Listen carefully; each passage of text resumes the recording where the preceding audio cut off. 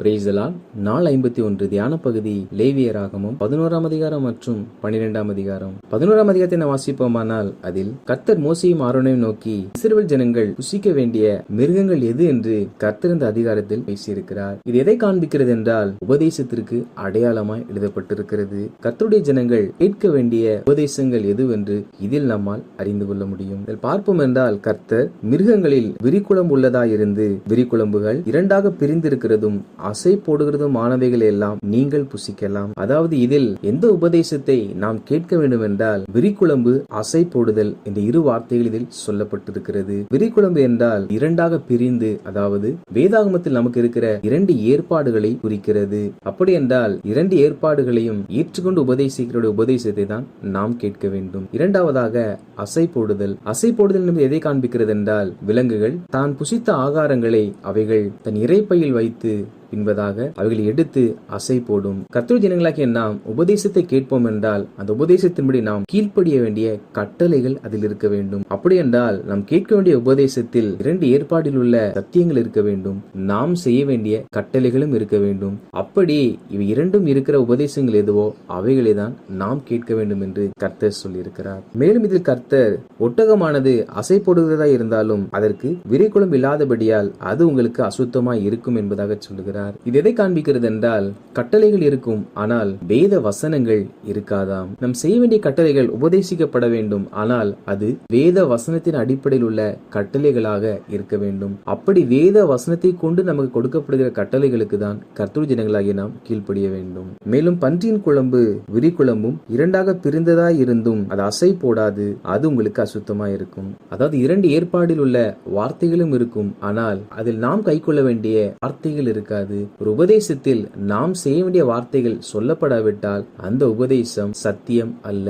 கர்த்தர் நாம் செய்யும்படிக்காகவே நம்மோடு பேசுகிற தேவனாய் இருக்கிறார். இந்த பன்றி என்பது கள்ள உபதேசத்தை குறிக்கிறது. கள்ள உபதேசத்தை பொறுத்தமட்டில் நாம் ஜெபிக்க வேண்டும், வேதம் வாசிக்க வேண்டும், பரிசுத்தமாய் வாழ வேண்டும், கர்த்தருக்கு கீழ்ப்படிய வேண்டும், கர்த்தரை விசுவாசிக்க வேண்டும், பரலோக ராஜ்யத்தை வாஞ்சிக்க வேண்டும், பிறரை நேசிக்க வேண்டும் என்ற வேத சத்தியவசனங்கள் சொல்லித்தரப்படாமல் கர்த்தர் உங்களை உயர்த்துவார், கர்த்தர் உங்களை ஆசீர்வதிப்பார் என்று சொல்லி வாக்குத்தத்த வசனங்களை வைத்து மாத்திரமே சொல்லுவார்கள். நாம் கீழ்ப்படிய வேண்டிய கட்டளை வராவிட்டால் அந்த உபதேசம் கள்ள உபதேசம் என்பதை நாம் நினைவில் வைத்துக் கொள்ள வேண்டும். மேலும் கர்த்தர் நீரில் வாழுகிற ஜீவராசிகளில் எதை புசிக்கலாம் என்றால் சிறகும் செதிலும் உள்ளவைகளாம். சிறகும் செதிலும் எதை காண்பிக்கிறது என்றால் சிறகும் செதிலும் தான் அந்த மீனானது நீந்துவதற்கும் அது வாழ்வதற்கும் பயன் தரக்கூடியதா இருக்கிறது.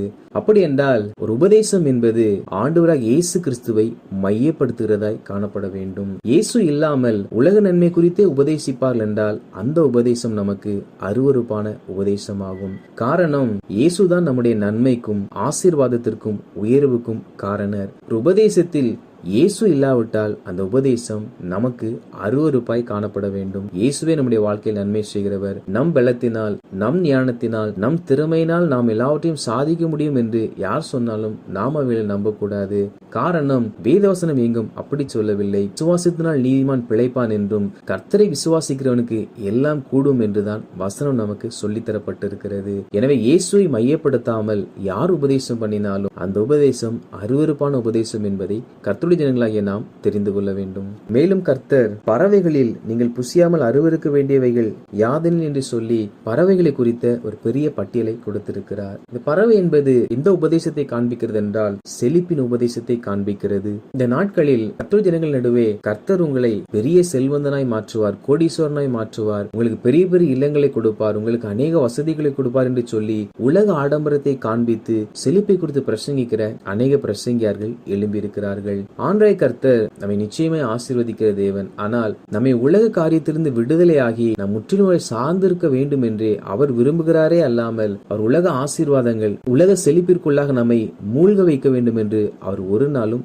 விரும்புகிற தேவன் அல்ல. நம் தேவைகளை தருவார், நம் விரும்புகளை நமக்கு கொடுப்பார். ஆனால் நம் செழிப்பில் உல்லாசமாய் வாழ வேண்டும் என்று தேவன் ஒரு நாளும் விரும்புவதில்லை. உல்லாசமாய் வாழுகிறவர்கள் உயிரோடே செத்தவர்களாகும். எனவே இப்படிப்பட்ட செழிப்பின் உபதேசத்திற்கு உலக பொருட்களையும் உலக ஆசீர்வாதங்களை மையப்படுத்தி சொல்லப்படுகிற எந்த உபதேசத்திற்கும் நாம் செவி கொடுக்காமல் விலகி இருக்க வேண்டும். காரணம், உலகத்தை குறித்து உபதேசிக்கப்படுகிற உபதேசங்கள் தேவனுக்கு முன்பாக அருவருப்பானவைகள். மேலும் கர்த்தர் தரையில ஊறுகிற பிராணிகளில் உங்களுக்கு அசுத்தமானவைகள் எவையெனில் என்று சொல்லி அதில் சில ஊரும் பிராணிகளை குறித்து எழுதப்பட்டிருக்கிறது. ஊரும் பிராணி என்பது எந்த உபதேசத்தை காண்பிக்கிறது என்றால் தேவையற்ற கதைகளையும் நகைச்சுவையோடு கூட உபதேசிக்கிற உபதேசங்களையும் காண்பிக்கிறது. உபதேசம் என்பது நாம் சத்தியத்தை அறிந்து கொள்வதற்காக நமக்கு உபதேசிக்கப்படுகிறது.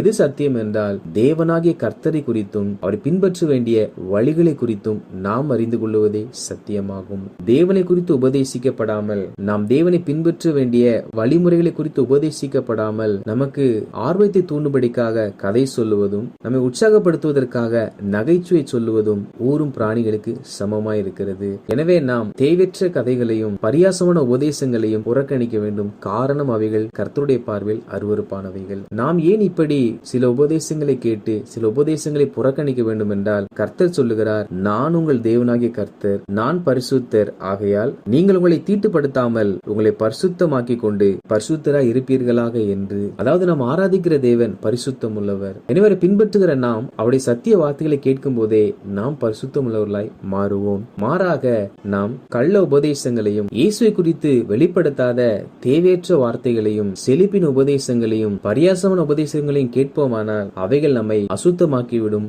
நாம் பரிசுத்தம் என்ற நிலையை விட்டு விலகிவிடுவோம். எனவே நாம் தேவன் சொன்ன வார்த்தையின்படியே வேத சத்தியத்திற்கும் இயேசுவை மையமாய் வைத்து சொல்லப்படுகிற உபதேசத்திற்கும் நாம் போக வேண்டிய வழியை காண்பிக்கிற வார்த்தைகளுக்கும் செவி கொடுக்கிறவர்களாய் காணப்பட வேண்டும். 12ஆம் அதிகாரத்தை வாசிப்போமானால் அதில் கர்த்தர் மோசேயை நோக்கி, ஒரு ஸ்திரீ ஆண் பிள்ளை பெற்றால் ஒரு வாரம் அளவும் அவள் தீட்டுப்பட்டு இருப்பாளாம். 8வது நாளில் அந்த பிள்ளைக்கு விருத்த சேதனம் செய்து 33 நாளுக்கு பிற்பாடு அந்த ஸ்திரீயானவள் ஆசரிப்பு கூடாரத்திற்கு கடந்து வர வேண்டுமாம். அதே சமயத்தில் அந்த ஸ்திரீக்கு ஒரு பெண் பிள்ளை பிறந்திருப்பாள் என்றால் 2 வாரம் அளவும் அவள் தீட்டுப்பட்டவளாய் இருந்து பின்பு 66 நாட்கள் தேவ சமூகத்துக்கு விலகி பின்புதான் ஆசரிப்பு கூடாரத்திற்கு வர வேண்டுமாம். இது இஸ்ரவேல் ஜனங்களுக்கு தேவனாய் கர்த்தர் கொடுத்த கட்டளையாகும். ஆண் பிள்ளை பிறந்தால் அது விருத்த சேதனம் பண்ணப்பட வேண்டும் என்பதாக சொல்லப்பட்டு இருக்கிறது. எதை காண்பிக்கிறது என்றால், கர்த்தருடைய ஜனங்களாகிய நாம் நம் பிள்ளைகளிடத்தில் காணப்படுகிற எல்லா மதியினங்களையும் அவள் இருதயத்தை விட்டு அகற்றுகிறவர்களாக காணப்பட வேண்டும். அதற்கு நாம் நம் பிள்ளைகளை தெய்வ சமூகத்தில் கொண்டு வருகிறவர்களாக காணப்பட வேண்டும். சிறு பிள்ளைகள் வளரும் பொழுது நன்மை தீமை என்னது என்று அறியாமல் அதை செய்கிறவர்களுமாய் காணப்படுவார்கள். எனவே கர்த்தருடைய ஜனங்களாகிய நாம் நம் பிள்ளைகளுக்கு சரியானவர்களை கற்றுக் கொடுத்து நடத்தும் பொழுது அவள் சரியான பாதையில் நடக்கிறவர்களாய் காணப்படுவார்கள். மேலும் கர்த்தர் இதில் இந்த ஸ்திரீ ஆண் பிள்ளையை பெற்றாலும் பெண் பிள்ளையை பெற்றாலும் அவள் தேவ சமூகத்தில் வரும் பொழுது ஒரு வயதான ஆட்டுக்குட்டியை தேவ சமூகத்தில் கொண்டு வர வேண்டுமாம். அதாவது தேவனாய் கர்த்தர் தனக்கு கர்ப்பத்தின்கனி ஆசீர்வதித்து கொடுத்ததற்கு ஒரு நன்றி காணிக்கையை தேவனுக்கு படைக்க வேண்டும் என்று தேவனாய் கர்த்தர் இஸ்ரவேல் ஜனங்களுக்கு சொல்லி இருக்கிறார். நாம் கூட கர்த்தர் நமக்கு பிள்ளை செல்வத்தை கொடுக்கும் பொழுது நாம் தேவனுக்கு நன்றி செலுத்தும் விதமாக காணிக்கையை செலுத்தி நம் நன்றிகளை நாம் தெரியப்படுத்தலாம். மேலும் கர்த்தர் இதில் ஆட்டுக்குட்டியை கொண்டு வர